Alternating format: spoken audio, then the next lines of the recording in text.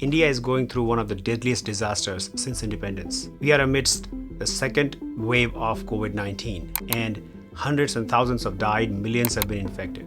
The key question right now is to understand that what did Modi government do since 2020 and what they have been doing in the last few months.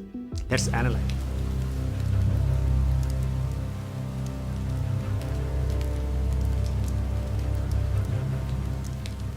What did they do in the field of healthcare? The most recent development was the budget. As part of 2021 budget, India boosted its healthcare spending by 135%. Government decided to lift all kinds of cap on foreign investment in insurance market to open up access to affordable and effective health insurance for all.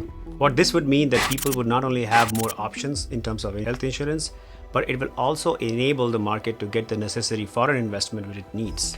For the year 2020-21, capital spending on health has been set to be at 5.5 trillion rupees, which is up by 35%, specifically to be spent around building new hospitals, new emergency care and trauma centers, especially focused in 2014, India produced less than 2 million tons of oxygen. Today, India produces more than 8 million tons of oxygen. How many times it is of what we produced in 2014? Very easy calculation. And moreover, if we look at India, when it comes to several medical supplies such as PPE kits, masks, gloves, and even certain kinds of ventilators, we are self-sufficient, considering for 70 years we have been completely relied on importing these things. The question is that given all these things were happening, where did we fail?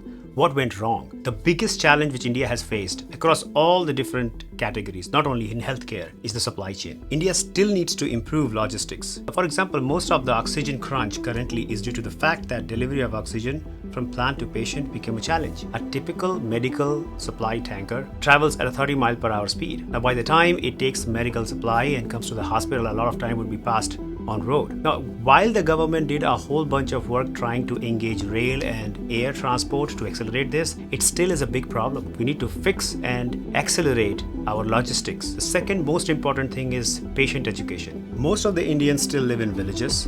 The government failed to educate people in the villages about how to stay away from this virus, especially when it comes to social distancing. Last but not the least, better proactive planning. While the government took good steps towards curbing the spread of the wave 1, it became complacent, which led to leaks in the airtight system, leading to exponential rise in infection. Now let's talk about vaccination, and I decided to do some research to find out what really went wrong? Why are we not able to vaccinate enough people? So before we jump into the vaccinations itself, I think we need to understand what vaccination options do we have. India predominantly has 2 vaccines available in the market. One is Covaxin by Bharat Biotech.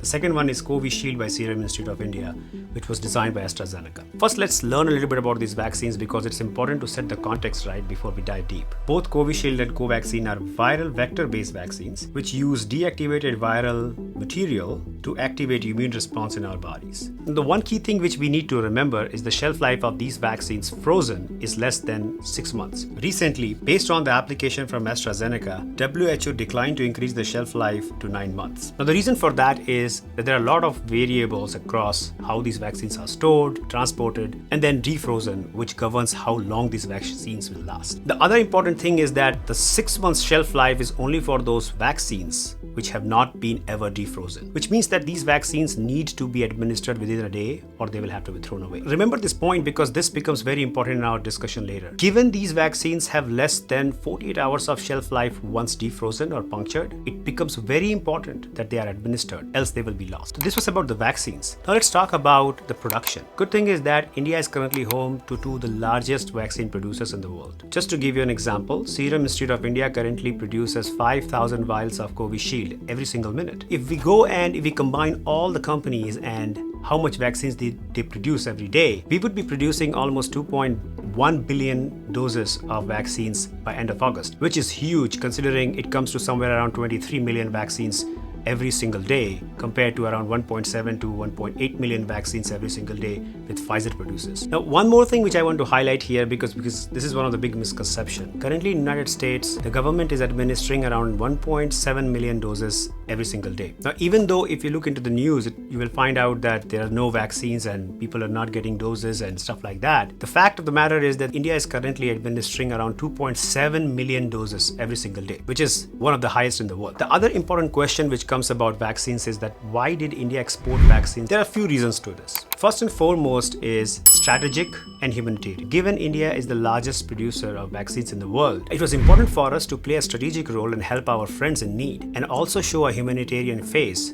by providing vaccines to some of the underprivileged nations free of cost. But it was also important for us to keep in mind that we are not keeping our people away from vaccines. That's the most important challenge which had been there in vaccination drive in India, had been vaccine hesitancy. People had huge hesitations while going and getting vaccines. Remember the point which I made earlier, that once the vaccine is defrozen and punctured, it can only have a shelf life of 48 hours. At least 10 people who I know, they registered, but they never went to the vaccine centers to get vaccinated. It increases the probability of wastage. So the bottom line is, number 1, panic and misinformation. Number 2, broken logistics system. Number 3, completely confrontational attitude of opposition. Finally, the most important thing is we, the people of India. I think in the last 1 year, I have observed that we as a society are suffering from a huge behavioral issue, and we need to fix it. We need to be disciplined and follow the rules and guidelines set for our own benefits. Unless we do that, we will continue to suffer the wrath of this virus. Hopefully, we all get out of this situation.